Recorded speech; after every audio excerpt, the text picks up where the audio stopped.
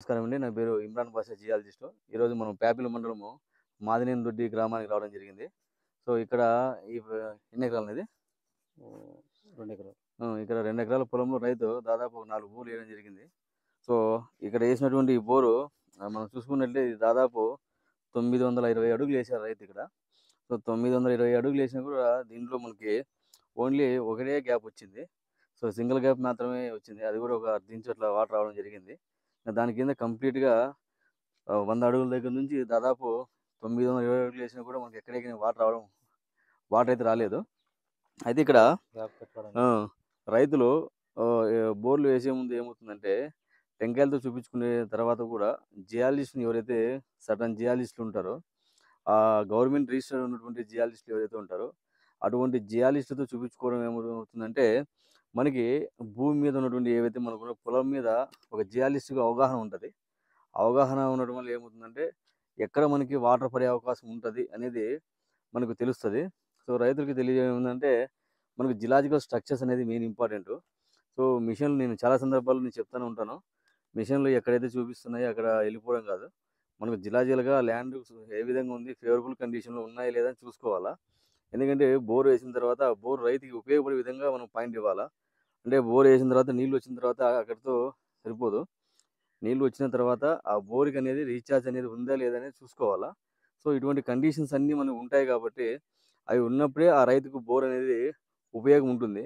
ఊరికనే బోరేసిన తర్వాత నీళ్లు వచ్చాయని చెప్పి ఊరికి వదిలేసి వెళ్ళిపోతే, అది 2 సంవత్సరాలు వచ్చిన తర్వాత ఆగిపోతది బోరు. తర్వాత పొయ్యదు నీళ్లు. సో, అందుకే చెప్తున్నా. ఏం చెప్తున్నా అంటే ఇక్కడ మనము ఇక ఈ పొలం వచ్చిన తర్వాత అన్ని బోర్లు కూడా 600-900 మధ్యలో ఏశాడు రైతు పాపం. సో, ఎందుకు ఈ విధంగా జరిగింది ఈ పొలంలో పరిస్థితి అంటే, ఇక్కడ మొత్తం కంప్లీట్‌గా పై వరకు మాత్రమే వెదర్ జోన్ ఉంది. కింద మొత్తం కంప్లీట్‌గా ఒకటే షీట్ రాక్ ఉంది. సో, ఆ షీట్ రాక్ అనేది 900 అడుగుల, 1000 అడుగుల లేకపోతే 11 అడుగుల ఎంతవరకు పోతుందో తెలీదు రైతుకి పాపం. సో, టెంకాయ వాళ్ళు వాళ్ళ కాంటాక్ట్ అయినప్పుడు రైతుకి ఏం 2 చెప్తున్నారంటే ఇంచులు పడతాయి, 3 హ్మ్. ఇంచులు పడతాయి. 2 ఇంచులు పడతాయి, 3 ఇంచులు 300 పడతాయి. ఏసుకొని, 400 ఏసుకొని నేను చెప్తాను. వెళ్ళిపోవడం వల్ల 3 ఇంచులు, 4 ఇంచులు పడతాయి కావా అని చెప్పడం జరిగింది పాపం రైతుకి. అయితే ఇక్కడ కండిషన్ 3 ఇంచులు, 4 ఇంచులు పడే కండిషన్ అయితే లేదు. సో, 2 ఇంచుల కాడికి పడతాయి. 2:30 కాడికి పడే అవకాశం ఉంటది. అది మనం ఇచ్చిన పాయింట్‌లలో కొంతవరకు ఫీజిబిలిటీ మనకు మొత్తం టాప్ లేయర్ అంతా బండే చూపించింది టోటల్ కంప్లీట్‌గా. సో, ఈ కంప్లీట్‌గా బండ చూపించడం వల్ల ఏమవుతుందంటే, రైతు ఎక్కడ మనకు బండొస్తది, ఎక్కడ మనకు ఫ్రాక్చర్ వస్తుంది, మనం రైతుకి చెప్పగలుగుతాము. రైతుకి మనం పర్ఫెక్ట్‌గా నీళ్లు పడతాయని ఎక్కడ చెప్పము మనము. సో, ఫ్రాక్చర్ జోన్ ఏవైతే ఉన్నాయో, ఆ ల్యాండ్ కండిషన్‌లో ఆ రైతు యొక్క భూమిలో ఏవైతే జిలాజికల్‌గా ఏవైతే మనకు ఉంటాయో, అవి మాత్రమే చెప్పడం జరుగుతది. అంతకు మించి మనం వేరే వాళ్ళ మాదిరిగా 3 ఇంచులు పడతాయి, 4 ఇంచులు పడతాయి, 5 ఇంచులు పడతాయని చెప్పడం అయితే జరగదు. సో, మనకి ఫ్రాక్చర్ ఉంది అంటే ఖచ్చితంగా ఆ ఫ్రాక్చర్‌లో వాటర్ ఉంటాయని ఒక నమ్మకం. ఒకవేళ ఏరే కండిషన్స్ బట్టి ఆ ఫ్రాక్చర్ అనేది మనకేమవుతుందంటే డ్రై అయిపోతుంది. సో, డ్రై అయ్యే అవకాశం ఉంటుంది కాబట్టి అక్కడున్న కండిషన్స్ రైతుకి మనకు తెలిసిన పరిజ్ఞానాన్ని రైతుకి తెలియపరచాలా.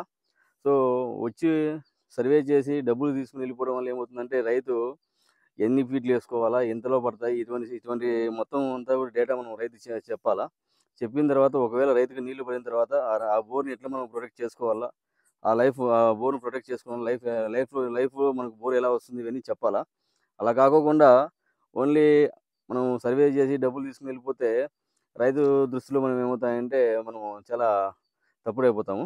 సో, అందుకే రైతులు ఏసే ముందర ఏమవుతుందంటే టెంకాయలతో చూపించుకున్నప్పటికీ మంచి జియాలజిస్ట్‌లతో చూపించుకోండి. అయితే 5,000, 10,000 రూపాయలతో జియాలజిస్ట్ వస్తాడు, చూస్తాడు, వెళ్తాడు. టెంకాయ పాయింట్‌లతో పెట్టించుకోండి. నేనైతే టెంకాయ పాయింట్లు ఎక్కడ నేనైతే తప్పుపట్టను.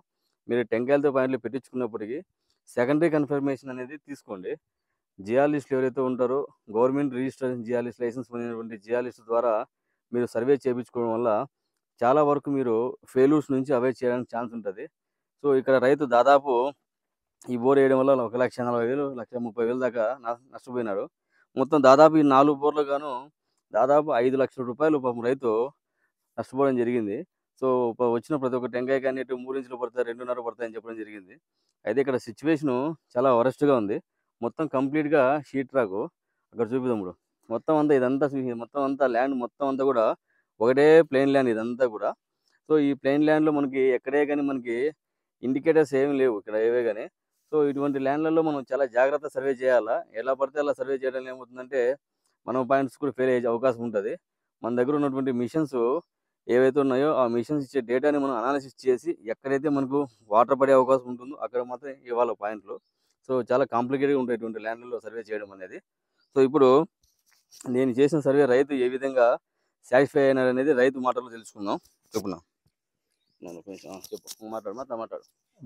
పర్వాలేదు, భాష అన్న అయితే పెట్టినాడు పాయింట్లు. మనకైతే నమ్మకం వచ్చింది.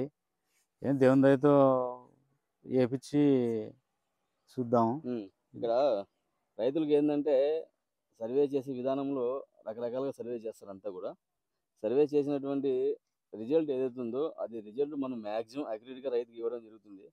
అక్కడ ఉన్నటువంటి పొలంలో ఉన్నటువంటి లిథలాజికల్ కండిషన్స్ అంటే జిలాజికల్ ఫార్మేషన్స్ అనేది ఒక్కొక్కసారి మనకు ఫేవరబుల్ అవుతాయి. ఒక్కొక్కసారి ఫేవరబుల్గా లేనప్పుడు ఏమవుతుందంటే రైతుకి అక్కడక్కడ మనకి ఒక 10కి 1, 2, 3 ఫెయిల్యూర్ అయ్యే ఛాన్సెస్ ఉంటాయి. సో అవి కూడా నేను చాలా సందర్భాలు చెప్పడం జరిగింది. ఆ ఫెయిల్యూర్స్ రావడం అనేది ఏంటంటే డ్రై గ్యాప్స్ రావడం వల్ల పాయింట్స్ ఫెయిల్ అవుతాయి తప్ప ఉరివే గ్యాపులు రాకోకుండా మొత్తం పై నుంచి కిందికి మ్యాసివ్ ఫార్మేషన్ అనేది ఎక్కడే కానీ రాదండి. సో రైతులు అది తెలుసుకోవాలా. నమస్కారం, అయిపోయింది అన్న. అడిపోదాం పా.